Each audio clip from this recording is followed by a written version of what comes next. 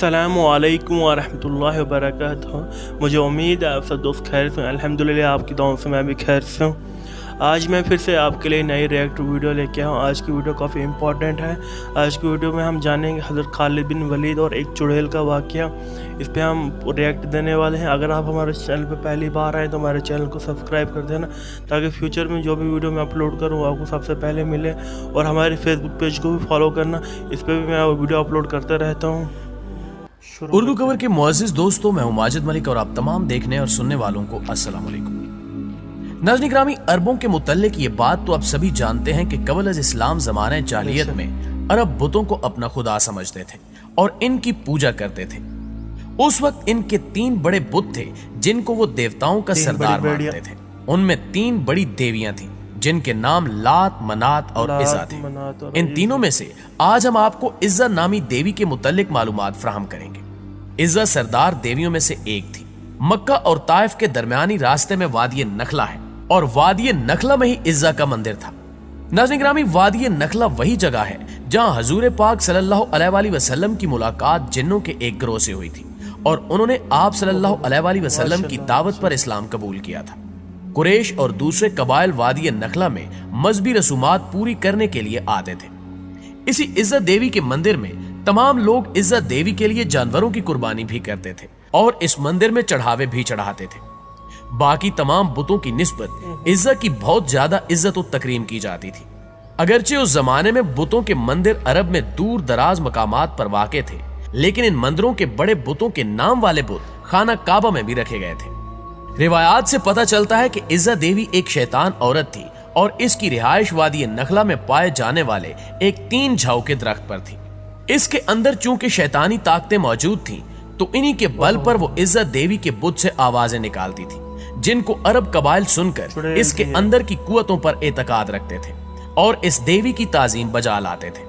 उन्हीं वक्तों में अल्लाह ताला ने हजरत मोहम्मद सल्लल्लाहु अलैहि वसल्लम को मबूस फरमाया और आकाए दो जहां हजरत मोहम्मद मुस्तफ़ा सल्लल्लाहु अलैहि वसल्लम ने लोगों को बुतों की पूजा से मना फरमाया। कुरैश को यह बात अच्छी न लगी और उन्होंने आपकी हर बात की तरदीद की। फतह मक्का के वक्त हजूर अकरम सल्लल्लाहु अलैहि वसल्लम ने खाना काबा में मौजूद तमाम बुतों को तोड़ दिया, लेकिन इज़्ज़ा देवी के मंदिर में मौजूद बुत उस वक्त तक वहां सलामत था और इसके मानने वाले अकीदतमंद इसकी पूजा उसी जोरों शोर से कर रहे थे।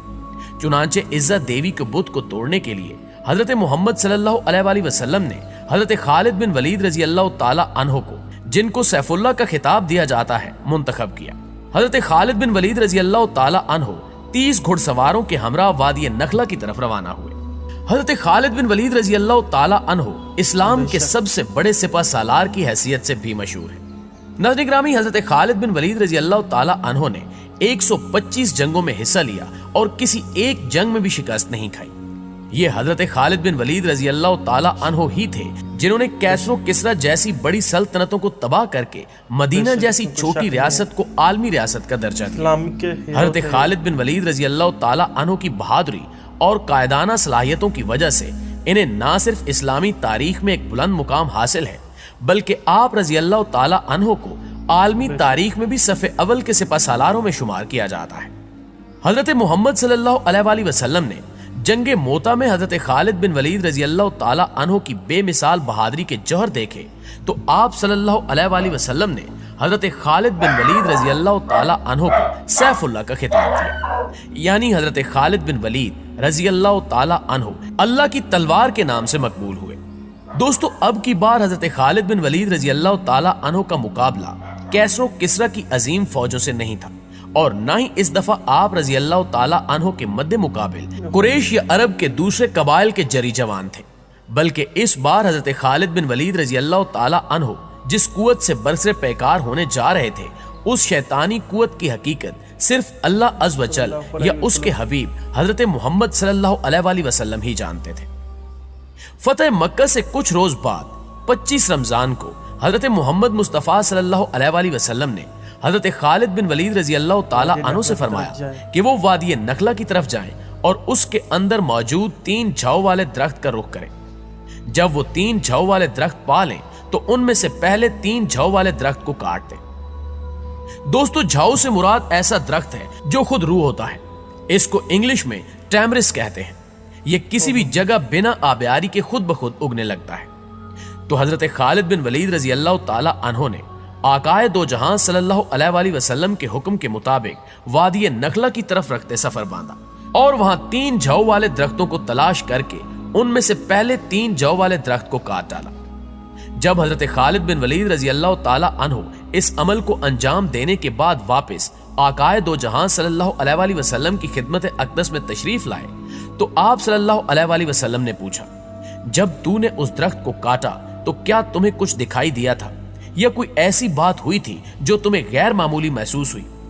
اس کے جواب میں حضرت خالد بن ولید رضی اللہ تعالی عنہ نے عرض کیا کہ نہیں سرکار، مجھے وہاں کچھ بھی عجیب یا غیر معمولی محسوس نہیں ہوا۔ اس پر اللہ کے حبیب صلی اللہ علیہ وآلہ وسلم نے فرمایا، تو تم واپس جاؤ اور وادی نخلہ کے 3 جھاؤ والے درخت میں سے دوسرا درخت بھی کاٹ ڈالو۔ حضرت خالد بن ولید نے حضور اکرم صلی اللہ علیہ وآلہ وسلم کے حکم کی تعمیل کرتے ہوئے وادی نخلہ کے 3 جھاؤ والے دوسرے درخت کو بھی زمین برد کر دیا۔ واپس جب خدمت اقدس صلی اللہ علیہ وآلہ وسلم پہ پہنچے تو آقائے دو جہاں صلی اللہ علیہ وآلہ وسلم نے پھر سے وہی سوال دہرایا کہ اے خالد، کیا دوسرے درخت کو کاٹنے پر تجھے کوئی آواز آئی یا تم نے کچھ غیر معمولی دیکھا؟ ناظرین گرامی، اس بار بھی حضرت خالد بن ولید رضی اللہ تعالی عنہ نے نفی میں ہی جواب دیا۔ اس جواب کو سن کر آقائے دو جہاں صلی اللہ علیہ وآلہ وسلم نے فرمایا کہ واپس جاؤ اور تیسرے 3 جھاؤ والے درخت کو بھی کاٹ ڈالو۔ حضرت خالد بن ولید رضی اللہ تعالی عنہ جب اس مرتبہ حکم کی تعمیل کے لیے وادی نخلہ میں آئے تو دیکھا کہ ایک کبھی صورت شیطان عورت وہاں کھڑی ہے جس نے برہنہ حالت میں اپنے بال پھیلا رکھے ہیں اور انتہائی غصے کی حالت میں اپنے دانت پیس رہی ہے، اور اس عورت کے پیچھے ہی عزت دیوی کے مندر کا محافظ بھی چلا آ رہا ہے۔ اس کا نام دبیہ بن سلمہ تھا۔ جب دبیہ نے حضرت خالد بن ولید رضی اللہ تعالی عنہ کو دیکھا تو اس کبھی شکل شیطان عورت سے یوں مخاطب ہوا کہ اے عزا، خالد پر زور سے حملہ کر اور خبردار پیچھے نہ ہٹنا، اپنی اوڑنیاں اتار ڈال، کیونکہ آج اگر تم نے خالد پر حملہ کر کے اس کو قتل نہ کیا تو یہ تمہیں شدید ذلت سے دوچار کر دے گا۔ حضرت خالد بن ولید رضی اللہ تعالی عنہ نے جب یہ سنا تو عزا سے اس طرح سے مخاطب ہوئے کہ عزا، میں تیرا انکار کرتا ہوں، تجھے پاک اور مقدس نہیں مانتا، اور میں دیکھ رہا ہوں کہ اللہ نے تجھے ذلیل و رسوا کر دیا ہے۔ یہ کہہ کر حضرت خالد بن ولید نے عزا پر حملہ کر دیا اور اپنی تلوار سے اس کے سر پر وار کیا۔ حضرت خالد بن ولید رضی اللہ تعالی عنہ نے وار کے بعد جب دیکھا تو وہ شیطان عورت عزا جل کر راک کا ڈھیر بن چکی تھی۔ اس کو کیفر کردار تک پہنچانے کے بعد حضرت خالد بن ولید نے اس کی رہائش والے 3 جھاؤ کے درخت کو بھی کاٹ ڈالا اور عزت دیوی کے مندر کے محافظ دبیہ ابن سلمہ کو بھی قتل کر دیا اور اس برائی کو ہمیشہ ہمیشہ کے لیے جڑ سے اکاڑ پھینکا۔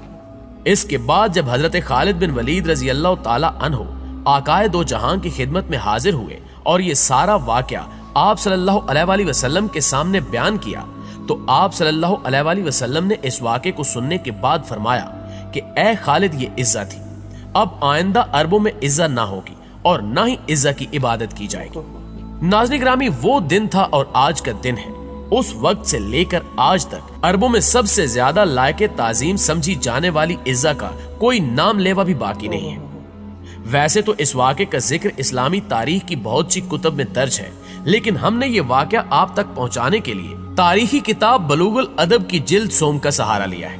یہ کتاب انٹرنیٹ پر موجود ہے جسے آپ ڈاؤن لوڈ کر کے یہ سارا واقعہ خود بھی پڑھ سکتے ہیں۔